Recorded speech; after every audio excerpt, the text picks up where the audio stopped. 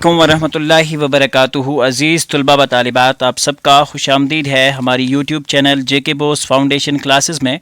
तो प्यारे बच्चों, आज हम गज़लियात शहरयार जो है उसकी तशरीह लेकर हाज़िर खिदमत हैं। ये video specially Jammu Kashmir state board of school education के लिए बनाया गया है और इसमें हम जमात नवी बहारिस्तान उर्दू में जो गज़लियात शामिल हैं उनका जो आज पार्ट शहरयार की गज़लियात है वो डिस्कस करने वाले हैं। इससे पहले चैनल पर तमाम जो लेसन हैं अपडेट किए जा चुके हैं, उनकी डिस्क्रिप्शन आपको लिंक में वीडियो के नीचे जो है वो मिल जाएगी। तो चलिए आज का हम ये सबक शुरू करते हैं, लेकिन शुरू करने से पहले आपको बता दें कि प्लीज़ चैनल को सब्सक्राइब करें, अपने दोस्तों में ज़रूर शेयर करें ताकि हर एक बच्चे को इससे फ़ायदा हासिल हो सके। तो चलिए शुरू करते हैं। पहला शार जो है, ज़ख्मों को रफ़ू कर लें दिलशाद करें फिर से, ख्वाबों की कोई दुनिया आबाद करें फिर से। तो शायर इस शार के अंदर फरमाते हैं कि माजी के ज़ख्मों पर मरहम लगाकर और अपने दिल को शादमानी करके फिर से हम अपनी दुनिया बसाएं, क्योंकि शायर के लिए हकीकी दुनिया में दिल बहलाने के लिए सामान मैसर नहीं है, इसलिए ख्वाबों की दुनिया में रहना पसंद करते हैं। अगला शार है, मुद्दत हुई जीने का एहसास नहीं होता, दिल उनसे तकाज़ा कर बेदार करें फिर से। इस शार के अंदर शायर फरमाते हैं और अपने महबूब से मुहातिब होकर फरमाते हैं कि महबूब से एक्चुअली बेतकल्लुफ़ी की शिकायत करते हैं और कहते हैं कि एक मुद्दत से हम यूं ही जी रहे हैं और जिस जीने में महबूब का जुल्म व सितम न हो, इस पर जीने में लज़्ज़त कैसी। लिहाजा मेरे महबूब, ये दिल तुम्हारी सताइश का ख्वाहा है और ऐसे ही अगर हम पर तुम्हारी बेदर्दी ही सही तो कोई बात नहीं, मगर जीने का एहसास तो होगा। उसके बाद, तुम्हारे सताइश का ख्वाहा और ऐसे ही अगर हम पर तुम्हारी बेदर्दी ही सही कोई बात नहीं, मगर जीने का एहसास तो होगा। अगला जो शार है, मुजरम के कटेरे में फिर हमको खड़ा कर दो, हो रस्म कहन ताज़ा फरियाद करें फिर से। तीसरा शार है और इस शार की जो तशरीह है वो कुछ यूँ है। इस शार में शायर कह रहे हैं कि ए मेरे महबूब, मुझ पर सारे इल्ज़ामात तोहमत के सिवा और कुछ नहीं हैं, लिहाजा तुम ऐसा करो कि मुझे मुजरम बनाकर अदालत के कटहरे में खड़ा करो ताकि पुराना तरीका फिर से ज़िंदा हो और मुझे फ़रियाद करने का मौका हाथ आ सके, ताकि फिर मैं तुम्हारे लगाए गए इल्ज़ामात से बरी हो सकूं। यानी कि शायद अपने आप को हर एक इल्ज़ाम से बरी समझता है। अगला शार है, ए अहले जनू देखो जंजीर हुए साए, हम कैसे उन्हें सोचो आज़ाद करें फिर से। इस शार में शायर फरमाते हैं कि अहले जनू से मुहातिब होकर कहते हैं कि साए सारे अब के जंजीर बनकर हमारे साथ हैं और हमें कोई वो मौका नहीं देते कि हम इन बेड़ियों से ख़ुद को आज़ाद करें या फिर इन बेड़ियों को हटा सकें। यानी कि महबूब की यादों की जो बेड़ियाँ हैं वो अभी तक पड़ी हुई हैं।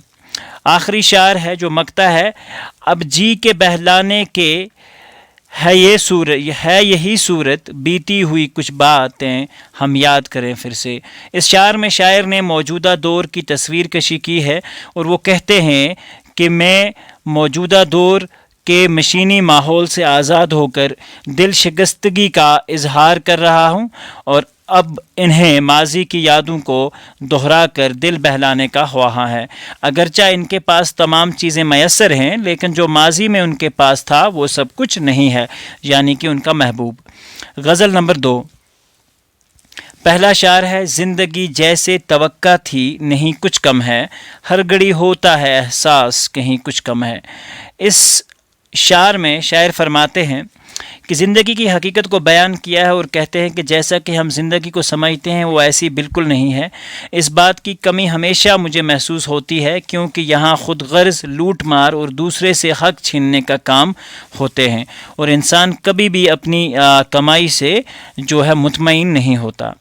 घर की तामीर تصور میں ہی ہو سکتی ہے، اپنے نقشے کے مطابق یہ زمین کچھ کم ہے۔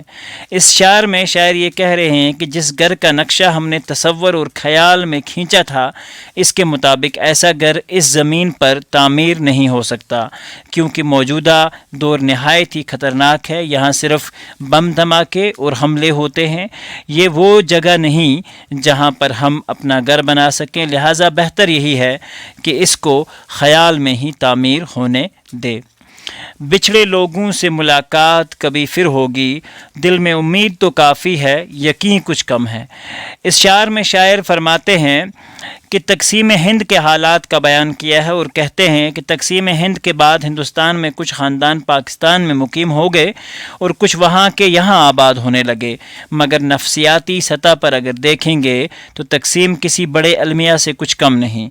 اب ان بچھڑے لوگوں سے ملاقات کی امید اور توقع دل میں ہے، مگر یقین کچھ کم ہے، کیونکہ معاملات مقداری جاتے تب تک یہ امید بظاہر بہت ہی کم دکھائی دیتی ہے، کیونکہ اب ساری طرف سے بندشیں عائد ہیں اور آپ اپنی مرضی سے کسی آدمی سے مل جل نہیں سکتے۔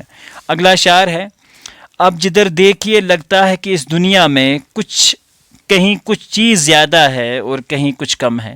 اس شعر میں شاعر یہ کہہ رہے ہیں کہ ہر طرف انسان کو یہی لگتا ہے کہ وہاں کسی چیزوں کی کمی ہے اور یہاں کس چیز کی زیادتی ہے، لیکن حقیقت یہ ہے کہ خدا نے جو کچھ بھی بنایا ہے اور سب ٹھیک ٹھاک بنایا ہے، اس لیے ہمارے اندر ایسے خیالات کی پرورش کرنا اچھی بات نہیں ہے۔ آخری شعر ہے دوسری غزل کا، آج بھی ہے تیری دوری ہی اداسی کا سبب۔ یہ الگ بات ہے کہ پہلی سی نہیں، کچھ کم ہے۔ اس شعر میں شاعر نے محبوب سے ہجر کے واقعات کو بیان کیا ہے اور کہتے ہیں کہ اگرچہ تم میں کچھ بدلاؤ آ گیا ہے، مگر ایسے میں کبھی جو اداسی میرے سارے وجود کو ڈک لیتی ہے، اس کا سبب آپ سے دوری ہے، مگر فرق صرف اتنا ہے کہ پہلے یہ اداسی بہت زیادہ تھی، اب تھوڑی کم ہے۔ تو پیارے بچوں، یہ غزل کی مختصر تشریح ہے۔ تو امید کرتے ہیں کہ ہمارا جو کوشش ہے جو ہماری وہ آپ کو پسند آئی ہوگی۔ ملتے ہیں اگلے ویڈیو میں، اور جس میں ہم آپ کی اس غزل کے سوالات اور جوابات انشاءاللہ ڈسکس کریں گے۔ تب تک کے لیے اللہ حافظ و نگہبان۔ اپنے دوستوں کے ساتھ ویڈیوز کو شیئر کریں اور چینل کو سبسکرائب کریں تاکہ ہمیں بھی موٹیویشن ملتی رہے اور ہم بھی آپ کے لیے اچھے سے اچھے لیسنز جو ہے وہ بناتے رہیں۔